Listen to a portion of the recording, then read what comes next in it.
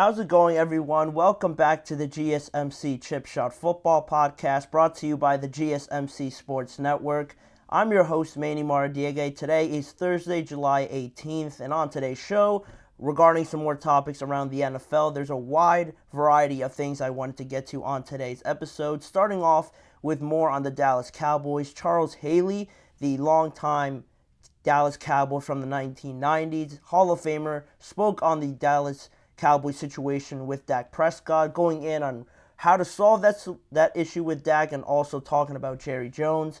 Then more on Hard Knocks, talking about this latest episode that dropped on Wednesday, the interaction between General Manager Joe Schoen and Saquon Barkley's agent that ultimately led with Saquon signing with the Philadelphia Eagles. And also, to continue on with the topic of the Eagles, we're going to look at what Darius said about their defense in 2024, what he's most looking forward to, and giving his opinion on some of their new acquisitions that they got during this offseason, plus a couple more topics towards the end of the show. So make sure to stay tuned to that. And before I do get started, I wanted to remind you guys, if you have any questions or comments you want to make on today's show, please use the tip and donations link, GSMCpodcast.net.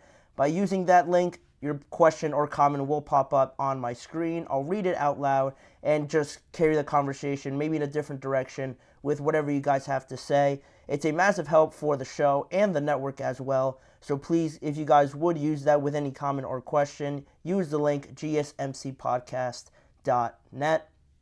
But now we can jump into the first segment after that on the Dallas Cowboys. Some more opinions, some more suggestions that other people have given to how to resolve this issue right now, mainly around Dak and their contract situations, because that, to go along with the rest of their roster buildup and the lack of moves that they've made this year, because of the contract situations, people are wanting to see things get done, and it is frustrating, especially for former players like Charles Haley, like I mentioned before, a Hall of Fame defensive end for the Dallas Cowboys, won 3 rings with the Cowboys during the 1990s, so he holds the Cowboys to a standard, right? A standard that has really not been there in terms of just results on the field for the Cowboys over the last, I guess, century at least, for the Dallas Cowboys. But more so on this situation with Dak, he appeared on the Up and Adams show, and he discussed a possible solution to get over this just issue with Dak so far. It's been pretty much a mess this offseason with not a lot being done,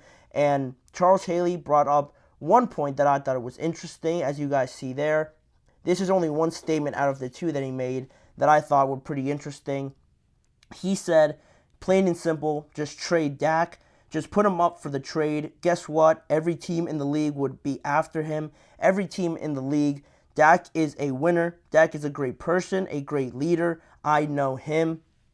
That was Charles Haley talking about what do you do at this point with Dak Prescott. You know, nothing's being done so far. The negotiations are, according to Dak, they're talking. His camp is talking to the Dallas Cowboys, but you're getting to a point now in training camp where you want to see something get resolved, at least. I'm pretty sure most teams that are dealing with this, like the Dolphins or the Packers, feel the same way. But specifically with the Dallas Cowboys, with the spotlight always being on them, this year almost being painted as a lame duck year already for the entire team, but specifically also for Mike McCarthy and just this organization that has a lot of negative connotations around them heading into 2024. And Dak, obviously being the quarterback, plays a big part in how this season will end up for the Cowboys, and this could ultimately be the last year that he's there as their quarterback. And you'd want to get an extension done, but what does that mean for the other players that will need an extension down the line? And what does that mean for your cap space as well, because it's not in a good spot right now? Charles Haley, quite evidently, you could say that he's pretty fed up with it. He just wants to see this be resolved, and there is a problem with that, with his suggestion that I will get to in just a second. But with how everything has become so sloppy and how everything seems so discombobulated, Charles Haley looked no further than to Jerry Jones for how he has handled this entire situation, not just with Dak, but with also Micah Parsons and CeeDee Lamb. CeeDee Lamb also needs a contract extension at least at some point this year. And Charles Haley also had some quotes to make about Jerry Jones and just how he's handled the entire situation. When you guys see it on your screen. He said he kept backloading everything, so now he's screwed. His bill came due and he doesn't have the money to be able to pay everyone, and so he's going to have to find another way around the salary cap. He gambled a long time, and now time is up. And what Charles Haley's saying, pretty clear that Jerry, just not just Jerry Jones, but the entire organization, has not really handled this situation well. That's been clear. That's probably been the main message around the Cowboys all offseason, that all of their problems that they've just been putting off to the side have now just piled up on them. There's nowhere really to go right now for the Cowboys. So with that all being the case, to go back to Charles Haley's first statement that I wanted to address first, the one about trading Dak, that is an option.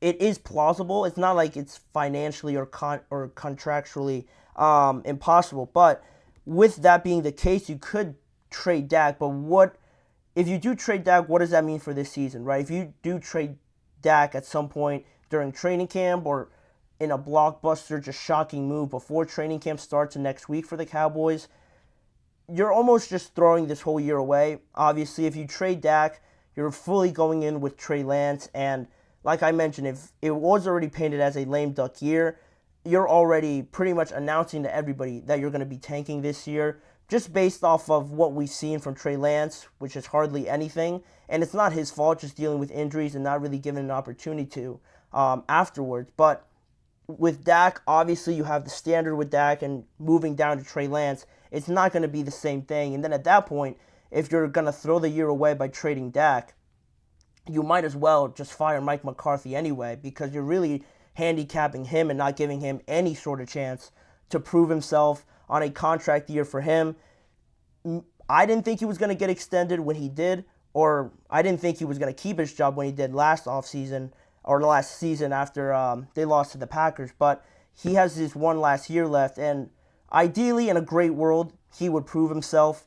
He would, go out there, win maybe a playoff game or two, and he'd keep a contract. They extend him, but that hasn't been the vibe I've been getting from the Cowboys. It seems like they're just going to ride it out and then move on after this year.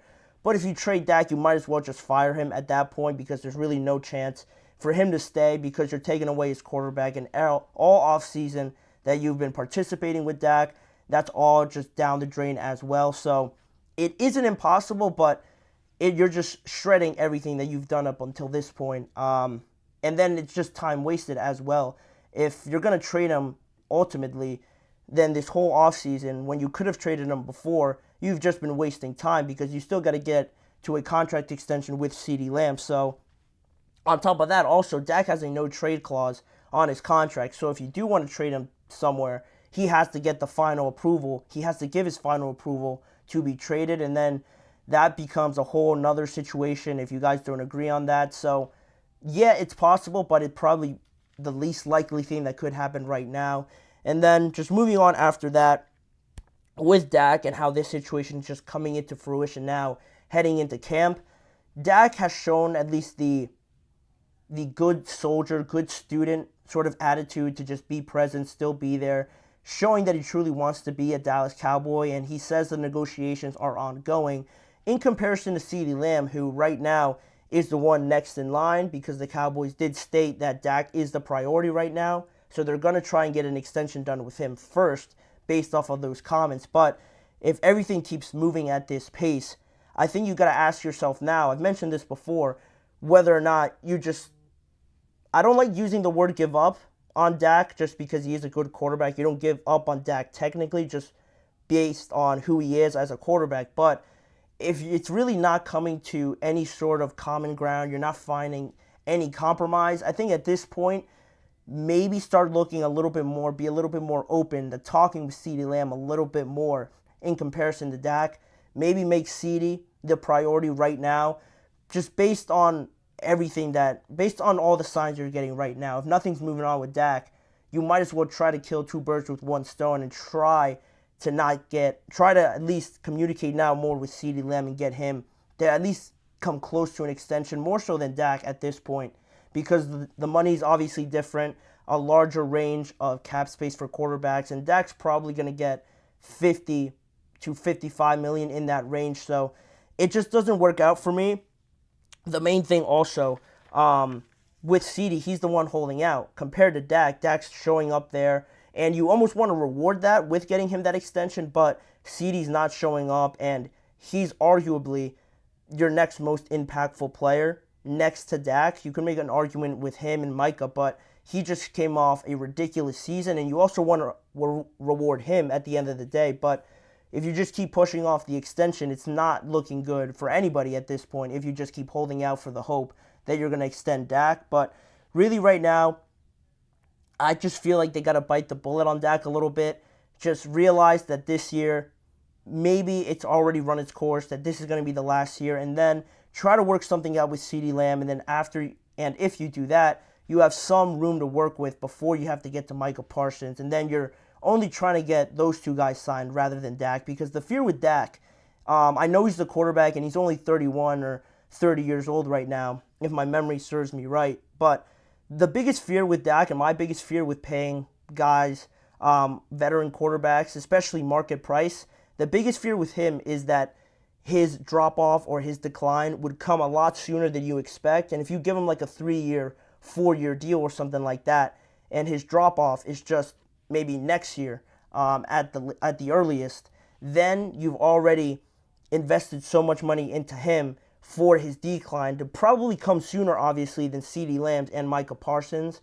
That's my biggest fear. I think you're going a safer route by holding off on Dak for right now. I know it's hard because he is the quarterback, but focusing in on CeeDee and Micah. If you get those two done, because their decline, any sort of decrease in their performance isn't coming for another 7 to 8 years.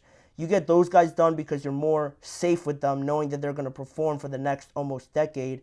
Then you come back to Dak, and if it works out, then it works out. If not, I think it's come to a point where the Cowboys and this marriage to Dak Prescott has run its course, and especially with Mike McCarthy, and this is the last point I'll make on it, going back to him, if this is going to be the last year of him as the Dallas Cowboys head coach, and you bring in a new head coach, usually that means that head coach wants to bring in a quarterback that fits his system. So Dak might not be that solution. It almost gives you another reason to just move on from Dak because it wouldn't work with another head coach. That's just my thinking on it. That's sort of what I'm reading off of the writing on the wall right now, because the Cowboys aren't showing me too much to contradict what I'm believing and what I'm seeing. So Charles Haley also seems to be at that point where he just wants it to be over and move on with it rather than just postponing everything until the absolute last minute. But we're going to see. Everything should intensify more now with training camp starting for the Cowboys. I want to say less than a week from now. I want to say they start next Wednesday. So once that gets kicking into gear, I'm sure we're going to see more of these things get a little bit more advanced now that there is more pressure on all these teams to work these things out. But that'll do it for that segment. We're going to go into our first break, and when we return, we're going to talk about the last interaction between General Manager Joe Schoen and Saquon Barkley's agent on Episode 3 of Hard Knocks, dissecting what they said and really how close they came in comparison to what the Eagles gave Saquon Barkley from a contract standpoint, and whether or not Saquon just decided to move on because it was an easy out for him. That'll be the next segment. We'll be right back after this break. I feel like I'm losing my mind. Is everybody in the world blind? Please, Lord, give me a sign, a sign. I feel like I'm losing my mind. Is everybody in the world blind? Please, Lord, give me a sign, a sign.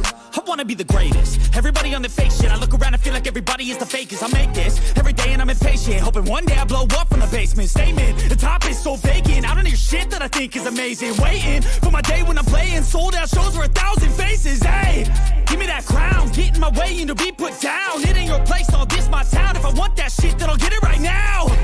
I'm losing it, the noose it fits, I'm losing shit. A stupid myth, you choose to live or choose to dip. You choose to fight or lose your grip and lose a gift. I feel like I'm losing my mind. Is everybody in the world blind? Please, Lord, give me a sign, a sign. I feel like I'm losing my mind. Is everybody in the world blind? We are back here on the GSMC Chip Shot Football Podcast to talk some more about Hard Knocks and specifically about the episode that just dropped this week, episode 3 to be exact. Dropped a couple of days ago, as it usually does on Tuesdays, and this episode went more into depth on the development of Saquon in free agency, all the news that they were hearing about the Chicago Bears potentially being interested, the Eagles being interested, and then at one point not believing that the Eagles were going to get him. It all went down really on this episode. Then it moved on afterwards with them going into potentially acquiring Brian Burns, then also Devin Singletary. It all went really into the next processes after Saquon eventually joined the Eagles, right? But I wanted to focus in on the last conversation that you hear between Joe Schoen, the Giants general manager, and Ed Berry, who is Saquon Barkley's agent. On this episode, they had a back and forth, and with also some comments made by owner John Mara, who obviously, if you watched the first couple of episodes, you would have known that he was really against getting rid of Saquon Barkley. All his interactions, I don't want to laugh and just say it was funny, because you do feel bad for him, because he said at one point that Saquon is and has been their most popular player in a long time. And even in this interaction between Joe Schoen and the process of moving on from Saquon, just admitting that they were going to lose him eventually, owner John Mara said that at one point he'd have a tough time sleeping if Saquon goes to Philly. I'll tell you that, as I've told you, just being around enough players, he's the most popular player we have by far. So you can see the real love right there that John Mara has for Saquon, and obviously how it always plays out, Saquon moves on, and the way John Mara was so defeated by it, it just resembled all Giants fans really once they heard the news of Saquon moving on. But on this interaction with Joe Schoen and Ed Berry, it was really interesting because you see how close the Giants really were to matching the Eagles on their offer, but it was the hesitancy to pull the plug, to pull the trigger from Joe Schoen that ultimately, I mean, you could see it from past episodes before, but this really just put the final nail on the coffin and admitting defeat in the pursuit of Saquon. So the first thing that they mentioned or that they had a conversation about was between Ed Berry and Joe Schoen. Joe Schoen just going over what Ed Berry had said to him at first by saying, okay, so that's, if I offered him today, 3-year deal at 12.5 APY and $25 million guaranteed, he'd be a Giant? Okay, all right, well, I'll give you a call back. This may be above me on Saquon, but if I call you back and it's 3 for 12.5 APY and 25 guaranteed, there you go. We'll bring him down today. We'll fly you up, do a press conference, and that's what Joe Schoen had in his mind. It looked like the agreement, right? If Joe Schoen, who said that statement, if they had agreed to that, he was starting to feel that, based on what Ed Berry told him, that Saquon could have a good chance of staying as a New York Giant. And if you look at that, $12.5 million per year, 25 guaranteed, I think the Eagles gave him about 12.75 at $37.75 million per year and $26 million guaranteed. We're only talking about a few numbers off there in terms of the whole package and guaranteed money. So it was really just the margin of how close this contract was, almost identical to what he got from the Eagles. So it was right there for the Giants. It was right there. If they were really planning on offering them that, they probably would have had a good chance of doing so. But you already heard some of the hesitancy when he said, I'll give you a call back. This may be above me on Saquon. You can notice his hesitancy there, plus what he was feeling, his body language before, and just the conversations they had in episodes 1 and 2 about being overly confident that nobody was going to pay market price for Saquon.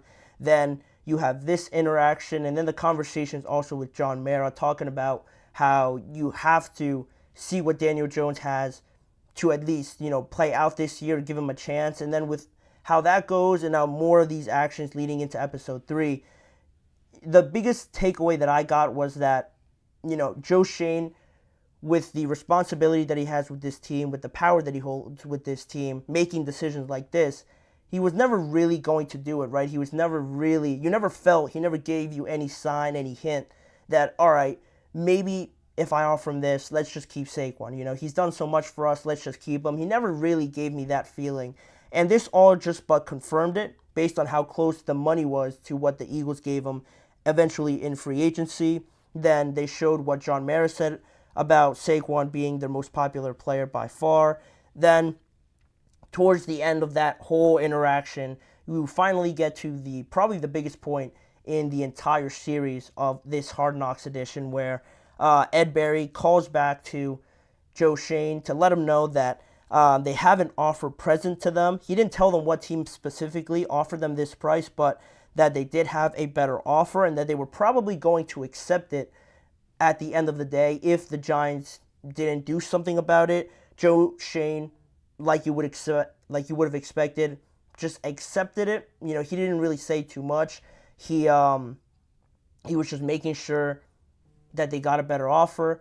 He realized that they got a better offer, and then after that, he actually asked them if it came from a team within the division. And Ed Berry, from the clip that it showed, didn't tell them at that point, but then the news came out and reality started to set in, and now the Giants had to just move on from that. But again, with how it all played out, you never got a sense that it was going to happen. And from those signs that if you're Saquon in an instance, right? If you're Saquon in this scenario and you keep seeing and hearing from what your agent is telling you and having conversations with Joe Schoen, if he's relaying these messages back to Saquon, I think at the end of the day, with how close these numbers were, if Saquon really wanted to stay a Giant, and this is where I guess I'm kind of defending Giants fans here with how Saquon decided between ultimately joining the Eagles over the Giants, if his agent, which is probably what happened, gave him the numbers that the Giants were thinking of offering, if Saquon really wanted to stay and really wanted to be a Giant, I think he probably could have pressured the Giants into offering him that deal with how close it was to what he eventually got with the Philadelphia Eagles. If Saquon truly wanted to stay a Giant, I think he would have pursued these numbers from the Giants, from general manager Joe Schoen, a little bit more than what he ended up doing. Now, of course, Joe Schoen never really offered it to Saquon. He only just sort of repeated what Ed Berry was saying to him over the phone, and he was thinking about it, but again, you never really got the sense that he was going to offer it. He was going to offer that contract to Saquon, and that's where you got Saquon in his press conference and explaining it on social media that the Giants really never gave him an offer. And now if you're thinking about it as Joe Schoen and actually not pulling the trigger on offering Saquon that money, if I'm Joe Schoen and I see the contract that he got after the fact that I was so close to offering him basically the exact same contract, I'm sick to my stomach. There's a hole in my stomach. I'm feeling just... Think of that realization when you have that contract, almost the exact same thing that you wanted to or were thinking of paying him, and then you lose him and the Eagles offered him probably just exactly the same contract. I can't imagine the feeling. I can't imagine the sense of just weight probably on your shoulders now that Saquon has moved on. Now you have to move on. And you saw the reaction, if you guys saw the episode, from owner John Mara. He sort of just walked away and the camera followed him down the hall and he just looked absolutely defeated. So all of that pressure added on to Joe Schoen. They obviously had to do something about it now, and it followed the Giants through the rest of free agency. And you saw them and their transactions of acquiring John Runyan, Jermaine Illuminor to their offensive line, Devin Singletary as well. That seemed to be Joe Schoen's guy from the beginning, just because he drafted Devin Singletary to Buffalo while he was there. Then he moves on to Houston. Joe Schoen comes to New York, and then they obviously reconnect here in New York. And it's no surprise that, again, Joe Schoen was a big proponent of getting Devin Singletary in through the door. So now, a pretty brand new team, brand new offense for the Giants with Daniel Jones now. This interaction was just so real in a sense that how close some of these numbers came, and some of these negotiations for some of these massive players can really get to a point where virtually the same contract, but if you show some hesitancy, if you show that you're not really there, Saquon decides to move on and go to the Philadelphia Eagles, and now the Giants, after all of that, we still got a few more episodes to go for this series to be completed, but for them now to move on finally from Saquon and then have that pressure on them now, it's truly going to be this year one of those years where everything almost has to fall perfectly into place, because you have this decision now riding on this entire regular season for you to kind of stand up for yourself and stand up for this decision that in some universe it could be seen as understandable. Now you also have to try and get Daniel Jones to look like a competent quarterback and lead you to similar success that he did in 2022 with this new offensive line, shaping this offensive line to be a lot better than it was. You have new playmakers on the outside. There's a lot of newness where I find a hard time coming to a conclusion where I can see all these situations sort of panning out the way that the Giants wanted to. It's hard for me to believe it just because all these decisions just kind of came out of nowhere. There were big decisions that could ultimately all end up being bad ones. Really, at the end of the day, I think it's too short of a window, really, for them to piece this puzzle together and really convince a lot of their fans, a lot of the New York market to see that this team has some promise going forward. I feel like it's going to just be more of the same.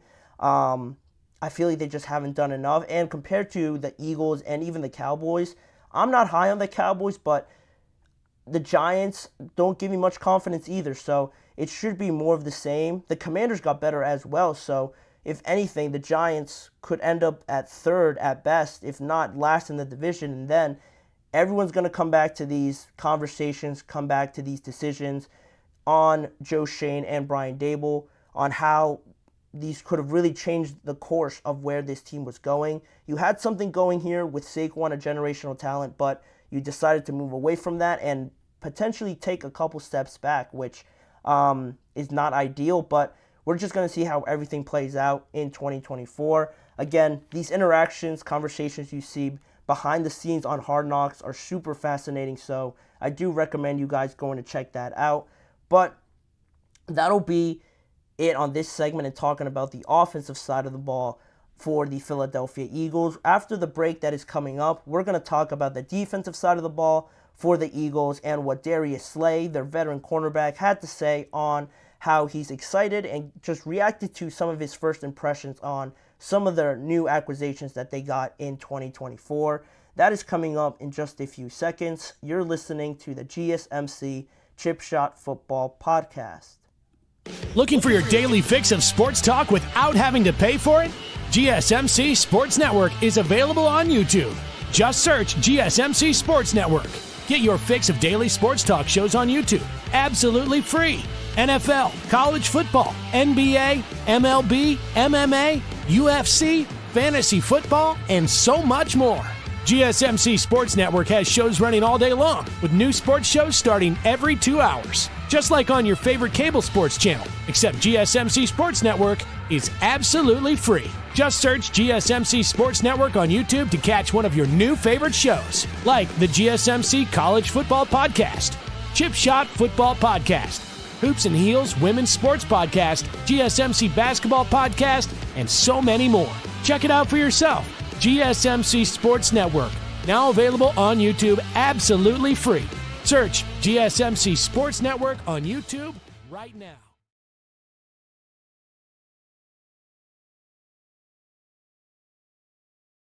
Back here on the show to talk some more about the Philadelphia Eagles, them riding their high horse, obviously this free agency. They added a lot outside of just Saquon, which was a massive acquisition, but mainly on the defensive side of the ball, where last year they had a great chance of breaking that streak of consecutive champions for the NFC East division. We haven't seen a repeat champion in that division since, I want to say, almost 2004, 2003, somewhere around there. So it's been a long time, really, is what I'm trying to say. And the Eagles had a good chance of breaking that streak this year when they were 10-1. It seemed like they were cruising to be back-to-back NFC East champions, but obviously they had that losing streak. It derailed everything, and Dallas ended up winning the division, and the Eagles traveled to Tampa Bay, got their butts kicked, and now they find themselves in an offseason where a lot of change was expected. They brought in the 2 new coordinators, offensive and defensive, but they also added a lot to this defensive unit that had a lot of holes last year, especially at that linebacker and secondary level. A lot of the heat actually fell on James Bradbury. Their linebacking unit also, again, like I mentioned, wasn't that great, with them signing guys off of the free agent market to come in, trying to plug holes where it was never really going to work, just because you're so late into the season. Everybody's so high on this intensity. They're on a different level when you're talking about week 16, week 17 to week 13, and you're adding guys to that defense to try and plug these holes. It's never really going to work as good as you had hoped. So it was never really a cohesive unit for the defense on that side of the ball. Their defensive line was great, but behind that, if any team got behind that, it was, it was just wraps for the Eagles, really, is what I'm trying to say. So now, this year, they had a lot of new guys come in, and Darius Slay, a veteran on this team, has seen a lot and how this team has changed. Went on Chris Long's podcast, another former Eagle, to give his outlook on some of the impressions on the new players as well as some of the young players that he has been really impressed with so far throughout the OTAs and mandatory minicamp period. I have it up here for you guys just to see some of the players I'm referring to while I'm talking about them. Firstly, he mentioned the return of C.J. Gardner-Johnson, the former Philadelphia Eagle in 2022, part of that great defense that they had. He moved on to the Lions last year. He was only there for a 1-year deal, and now this offseason he re-signs with the Philadelphia Eagles, and he had a great year with Philadelphia back then.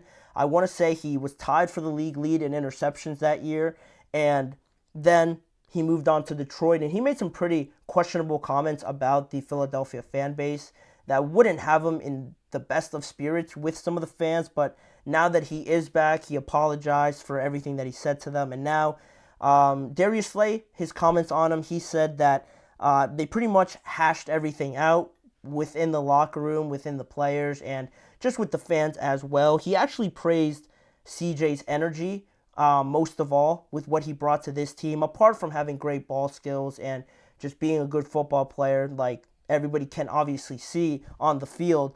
Darius Slay really made it a point to emphasize CJ's energy, his trash talking, even though it might be unique to him and he might be the one always starting the trash talking. It just brings a good energy, like Darius Slay said, that just it's contagious to the rest of the defense, really makes an impact on top of him just being a great player. So that's what CJ is pretty much bringing back, a partnership that you'd probably expect it to be with Reed Blankenship after the year that he had last year. Had some ups and downs, but I think they're really high on him going forward. They like his upside, so that should be the partnership on the back end for the Philadelphia Eagles now that CJ is back with them to anchor that secondary. Then, in some of the images I'm sure you saw, my favorite addition to this defense was Devin White. After he became a free agent, Darius Slay mentioned that right away he talked to Howie Roseman. He might have even reached out to Devin White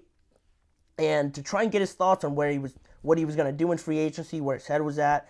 And right away he said that he knew that Devin White could be a great addition to this team. He reached out to him. Obviously, Howie got to work like he does in the offseason, making a lot of moves like he has in previous years, not just in the draft, but also in free agency. The thing that really stood out to Darius Slay about Devin White is that he's very athletic. He's faster than you'd expect with how big he is. And he has great coverage skills and was right away on Darius Slay's radar right away once he became a free agent. And with all those things, he's my favorite addition just because when you think of the Eagles' defense, that great defensive line, you have Darius Slay in the backfield, you bring back CJ, but there's that massive hole right in the middle of it. And a lot of people don't really put as much value, I think, into how much easier, how much more dominant your team could be with a great inside linebacker there, anchoring everything, being that quarterback in the middle of the entire defense to just get everybody into position, get everybody on the same assignment. It makes it a lot easier when you have a Fred Warner, a Roquan Smith, guys like that really take the edge off of a lot of things if their range is all over the field, if they're covering tight ends, if they're blowing up run plays. It makes a world of difference, and that's just not what the Eagles had to their advantage last year. They had Nakobe Dean to start the year, but then he got hurt. They brought in Zach Cunningham and guys like that as well off of the market, like I mentioned, but it was never going to be the same. And now with Devin White, I think his time just ran up in Tampa Bay after they won the Super Bowl and he was part of that dominant defense. They sort of took a step back, and it looked like he just wasn't happy. They weren't really on amicable terms there with the organization, so it was probably in everyone's best interest for him to move on. And the Eagles didn't sign him to a massive deal. I know it's only a short-term deal, like a 1 or a 2-year deal for Devin White, but I think he has a good opportunity here to prove again to everyone that he has the capability of being a top 3, top 4 inside linebacker in this league. He has all the tools to do it. He has the smarts, the leadership, like we saw at LSU, translate right away to Tampa Bay.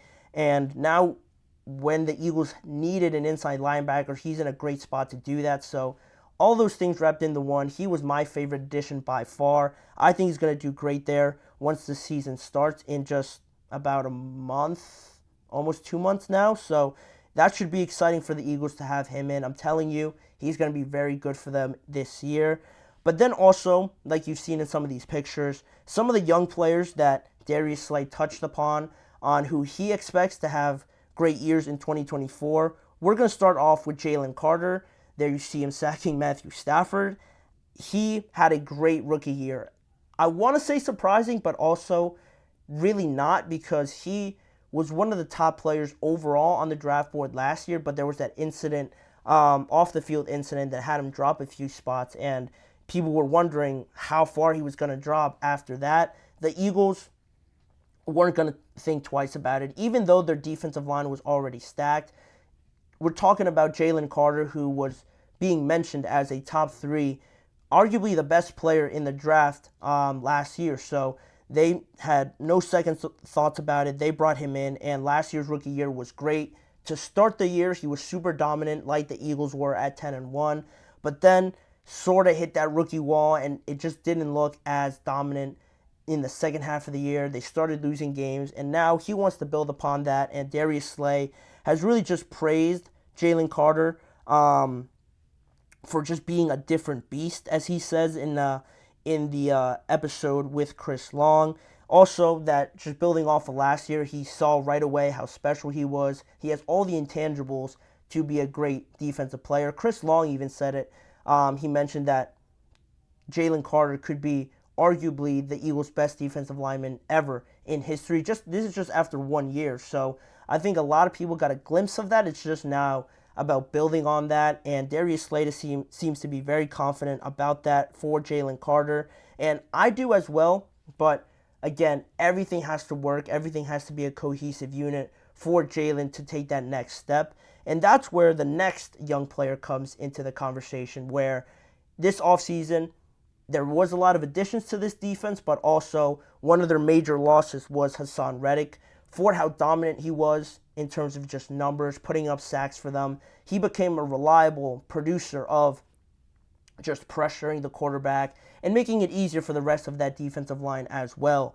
Now that he's gone, they brought in Bryce Huff. You still have Josh Sweat in there. Jalen Carter's there, obviously, but you'd like to have another option to just rush the passer and just rotate some of those guys in, because you do still have Brandon Graham, but he is of a veteran status now, so he's not going to give you the reps really that a prime Brandon Graham would. So now we look at Nolan Smith.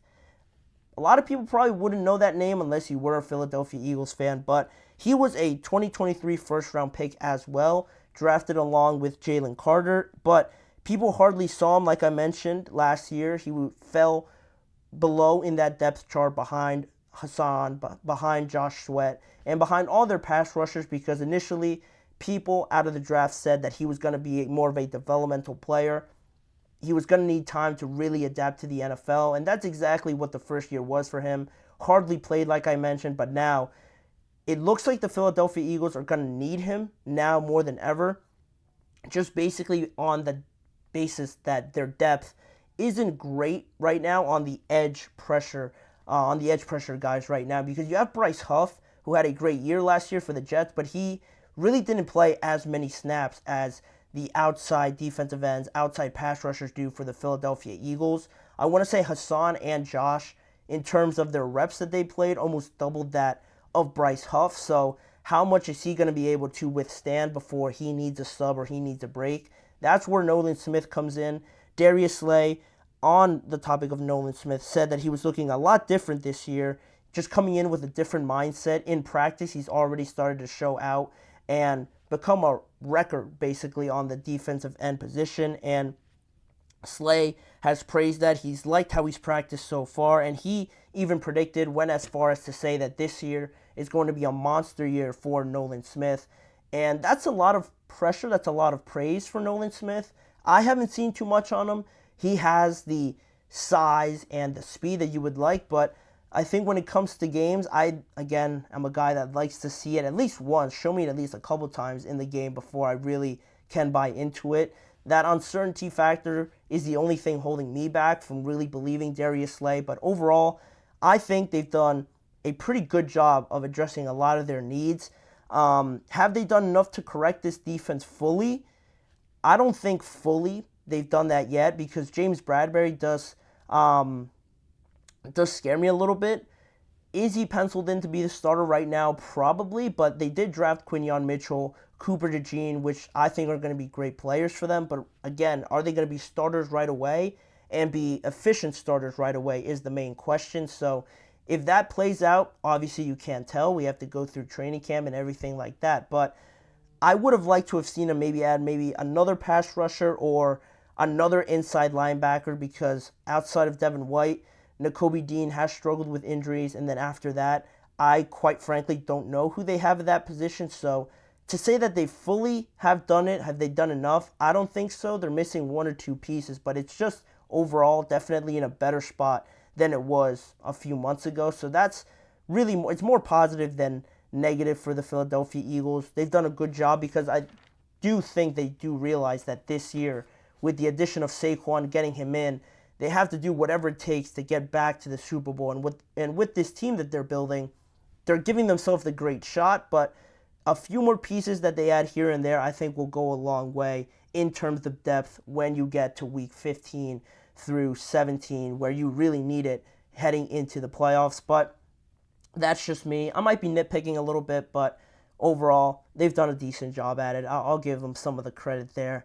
But that'll do it for that segment. We will go to a quick break right now, and when we return, two more topics to talk about. One on some of the first-round rookies that have signed their deal, but J.J. McCarthy is being left out as one of the only rookies to not sign their rookie deal, so we're going to see why that is. And also, a little bit of an open discussion between Brandon Ayuk and Devontae Adams.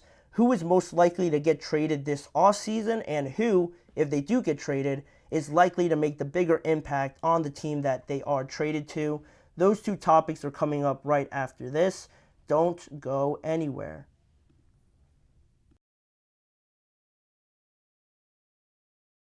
For the best and latest podcasts available anywhere, go to the podcast app on your cell phone and type in GSMC to access free content-rich podcasts on health and wellness, book reviews, sports, entertainment, relationships, social media, movies, technology, finance, and even weird news. Subscribe and download the GSMC Podcast Network's family of shows, available everywhere podcasts are found.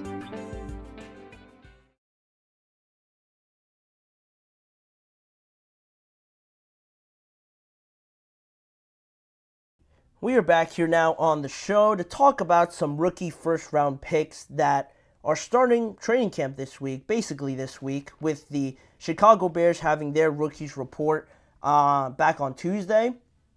It brought up the point of some of their rookies, probably the two most important rookies that were drafted in the first round, Rome Odunze and Caleb Williams, had not signed their deals until Tuesday, when all the rookies were expected to report to training camp.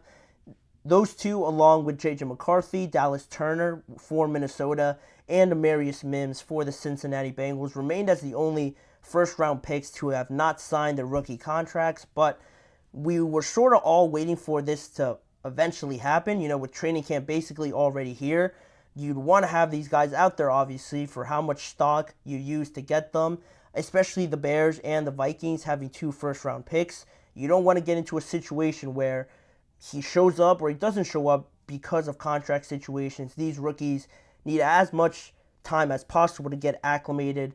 And if they can get there a week ahead of the veterans, you have to take advantage of it. But going back to start off with the Chicago Bears, Rome Odunze was the first breakthrough in terms of rookie contracts being agreed to on Tuesday.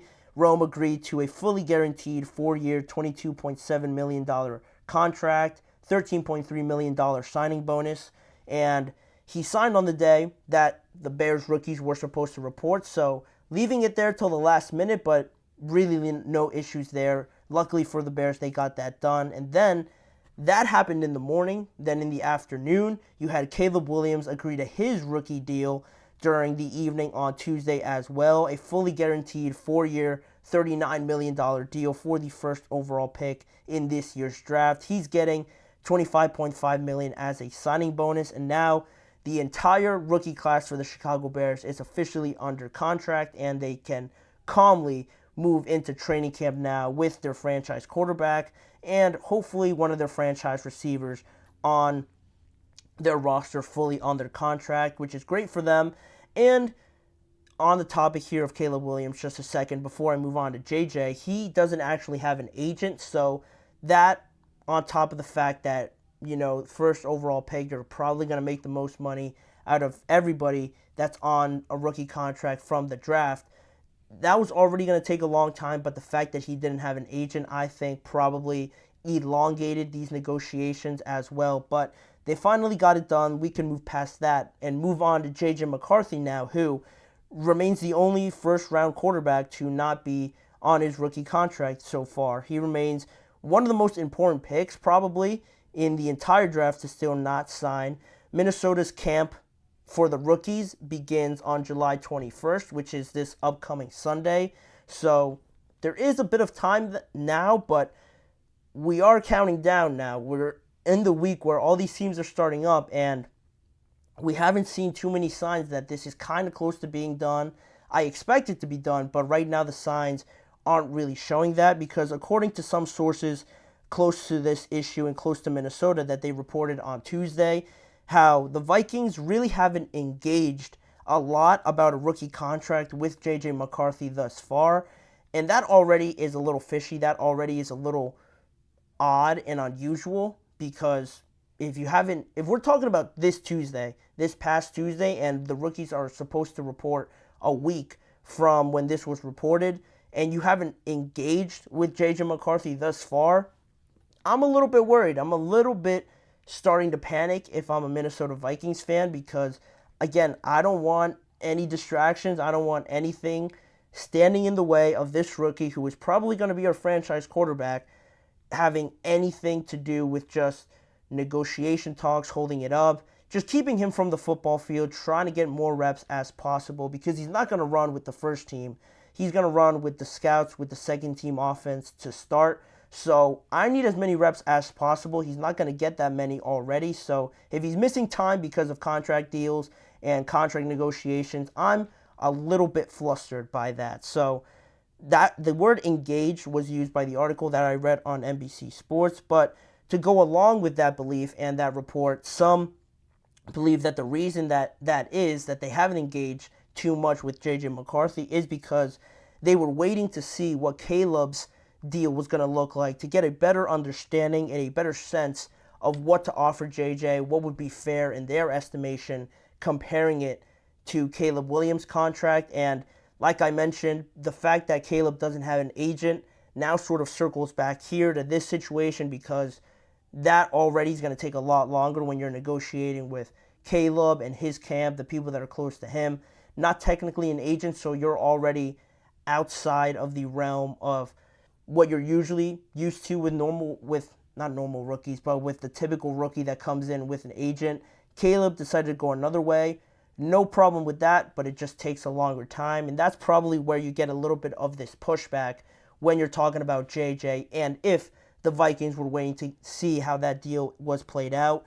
now that that is the case, now that we have the idea, the knowledge that Caleb is getting a 4-year, $39 million deal, now I'm expecting the Vikings to at least have a little bit more urgency to get this done. While it's cutting it close, to sort of play devil's advocate here, to calm myself down and maybe some other Vikings fans down, this isn't actually unusual for a late agreement to happen between rookie quarterbacks and their teams, because we've seen it before in the past. Baker Mayfield, another first-round pick, he didn't sign his deal until July 24th. Joe Burrow didn't sign his deal until July 28th.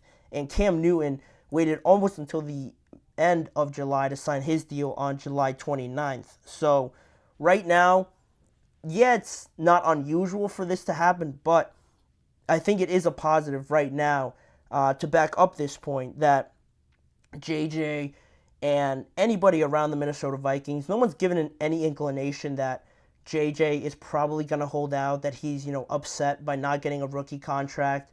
That's at least the benefit you get with rookies, that they just want to go out there and prove themselves. They're not really focused on money too much right now, so that does play more into the positive side for the Minnesota Vikings at least. But really big picture here, what I am focused on right now is that I want them to get this deal done, at least for JJ, because I haven't seen anything about Dallas Turner either, and he was arguably the best pass rusher in this NFL draft. So not only do they have to get JJ done, but they have to try and get Dallas done as well. And it could be the same situation as it was with the Bears. They get both of them done on Sunday or this weekend at some point, and then they could really get going. But it's just a weird situation because they haven't really engaged too much with JJ, and nothing is really being done right now, but they have a few days here to spare. At the end of the day, they have until the 21st to do this, and in my opinion, that's probably the latest you have to go until it gets to a point where, all right, like the rookies are supposed to be there, and if they're not, and if they do end up not showing up because they don't have a rookie contract, then it gets a little bit dicey. Then it gets to a weird area where it's just not ideal for the Vikings, especially with how lucky they got, I want to say, but also how much they had to do to end up getting J.J. McCarthy, because they traded up to the 10th spot to make sure that they did end up getting JJ to not be jumped by the Denver Broncos or the Las Vegas Raiders. They did all of that to make sure they got JJ. Now they actually have him, and for it to work out in a way that he ends up holding out or something, it doesn't make too much sense if you're going to go to those lengths to try and get JJ and then you can't agree to a rookie contract. You have to get it done before the 21st. Like I mentioned, you have some days to work it out now. Now that Caleb has finally finalized his contract, you have something to base it off of, and I expect it to get done. They have until the 21st to do it, but that is sort of the realm of what we're dealing with right now, why it's taking a little bit longer with JJ than you would expect. Usually you expect the first-round pick to take longer, like the case was with Cam Newton and Baker Mayfield, but Vikings fans, if this is as bad as it gets this offseason, because they've done a good job of adding and making this team better on the defensive side of the ball as well. If this little scare is as bad as it's going to get this year, and you eventually get it done before the rookies have to report, you put that on top of the fact that you re-signed Justin Jefferson, you improved the rest of your team, brought in Aaron Jones. I think overall, get this done and you have had a great offseason, a lead into hopefully another more successful regular season in 2024, in a division that is absolutely stacked with young talent, great young quarterbacks. Hopefully we get to see all of them at some point this year, and that can't happen unless we see JJ sign his rookie contract. So we're holding out for that to get done at some point this weekend. I'm expecting it, but that's that for that segment. We have one more thing to talk about, a discussion to get to right after this break, on the topic of Brandon Ayuk and Devontae Adams. Who is most likely to get traded, if any of them are to get traded this offseason, and who is more likely to get to make the bigger impact on their team if they do get dealt this year before the regular season? We'll get to that topic right after this break. You're listening to the GSMC Chip Shot Football Podcast.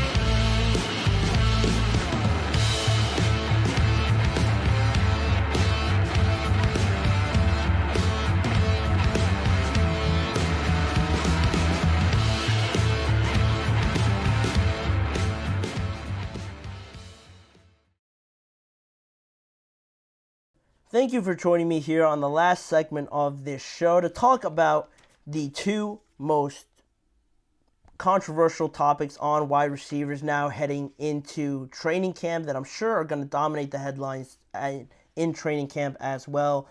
Brandon Ayuk and Davante Adams. A lot has been said about them, especially now that Brandon Ayuk has requested a trade from the 49ers, and also Davante Adams. We've talked about him a couple times already this week just on this show, how the trade rumors with the New York Jets are starting to heat up a little bit. Aaron Rodgers is talking about it. Davante has had to answer to it and make some comments on it as well. You had Breece Hall and Garrett Wilson also talk about it.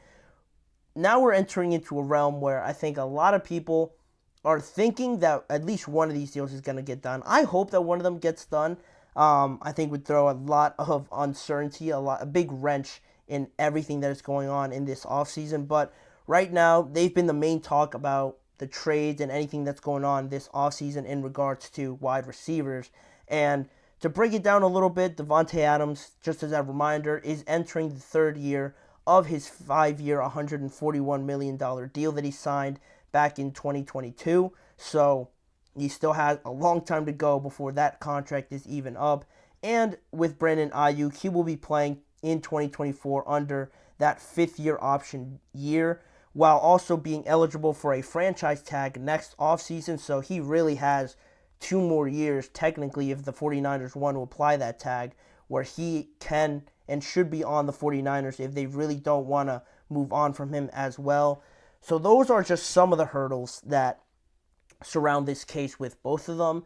Just to break it down and show you guys a little bit more of what has transpired so far with both of these guys in this offseason. I had it up here for you guys to just see. Starting off with Davante Adams there on the right. Only rumors about him, really. Nothing too concrete, I would say. Just a lot of talking, too much talking, honestly, this week about the potential trade to the New York Jets. Only rumors so far. It makes more sense for the Chargers, or not the Chargers, for the Jets to get this done, obviously to rejoin him with Aaron Rodgers, but you just don't feel the urge from the Las Vegas Raiders to feel any need to trade him at this point. And really, you have those connections with Aaron Rodgers mentioning at a golf tournament that he can't wait to play with Davante again. Davante mentioning on the Up and Adams show how Aaron has definitely been in his ear about playing together again. Then you had Breece Hall and Garrett Wilson, like I said, campaigning for Davante Adams to join them in New York. Now this week, just 2 days ago, or actually yesterday on Shannon Sharp's podcast, Davante Adams was on there and he didn't dismiss the rumors like his agent did. His agent completely said that they were baseless, that there was no truth to them, but Davante didn't really close the door on it. He left it open just a little bit by saying that he's locked in with the Raiders right now.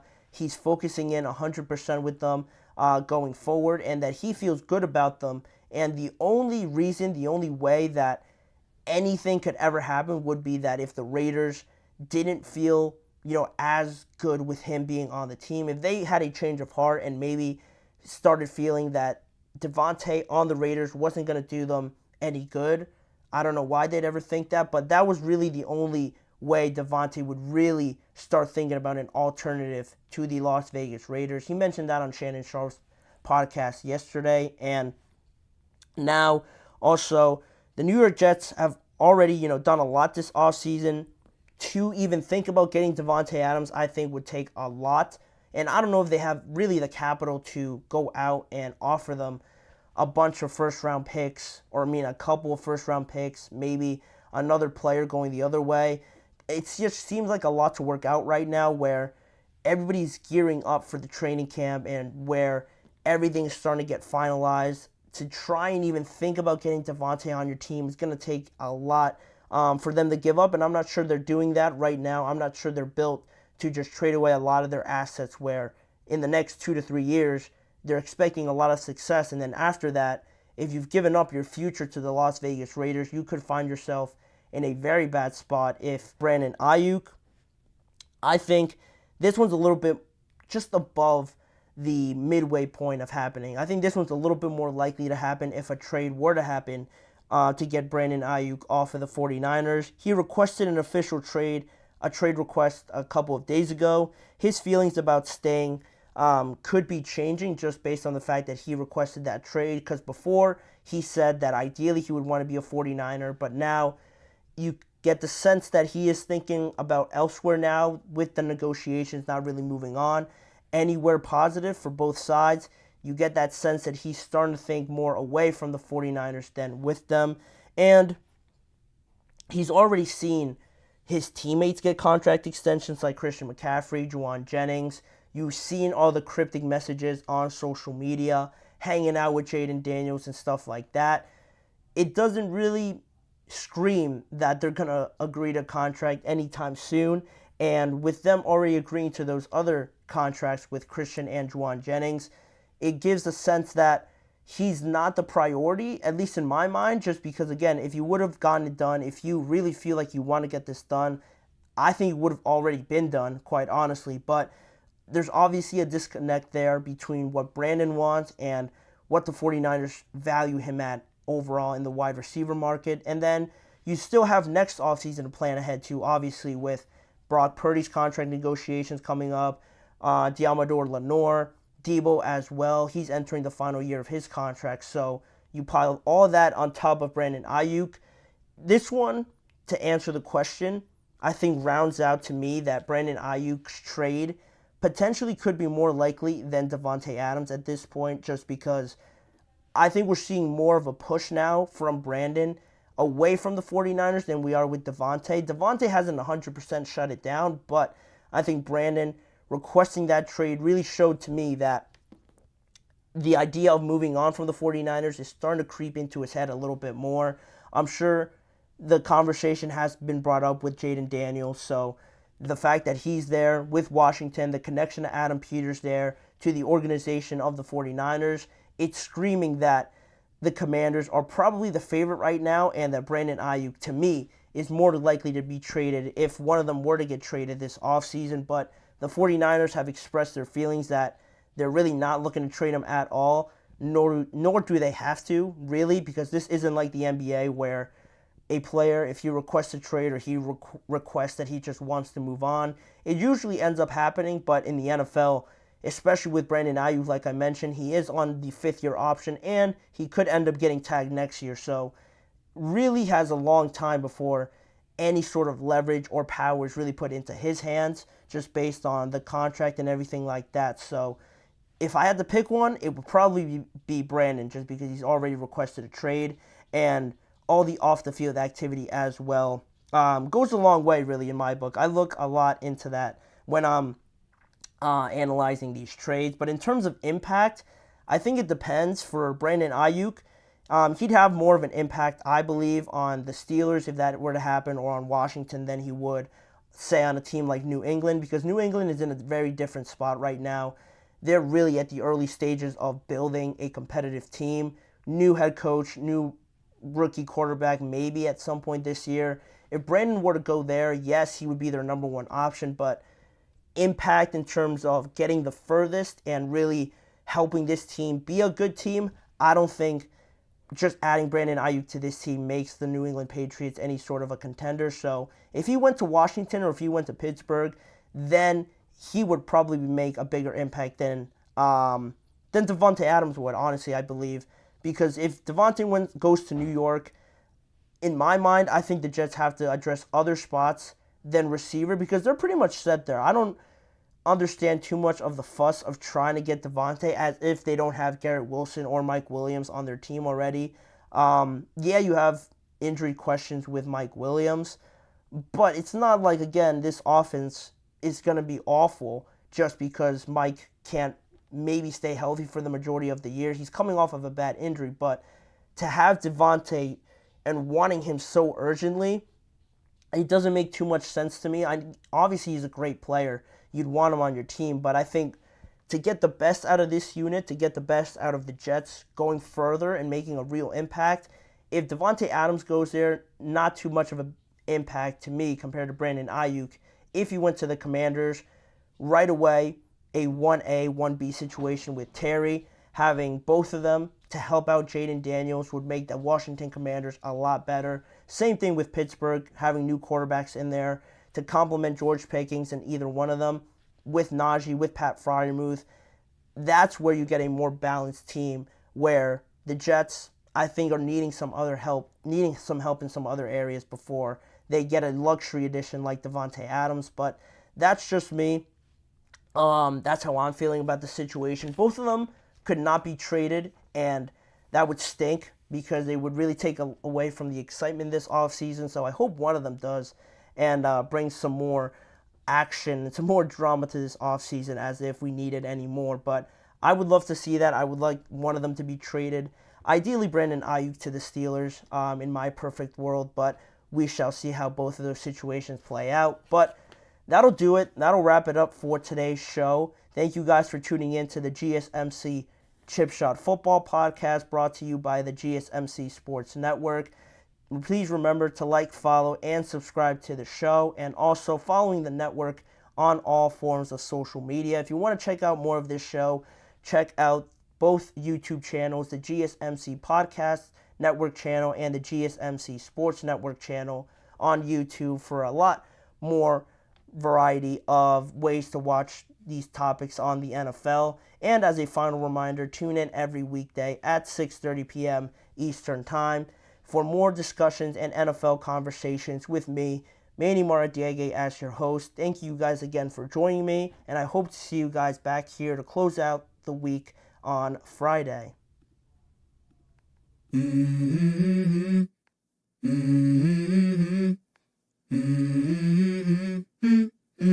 Let's go. I wake up to a little bit of drool on my pillow, feel like it's gonna be a bad day. Yeah, I'm tired of shit, and the coffee ain't hit yet, damn, ain't that great.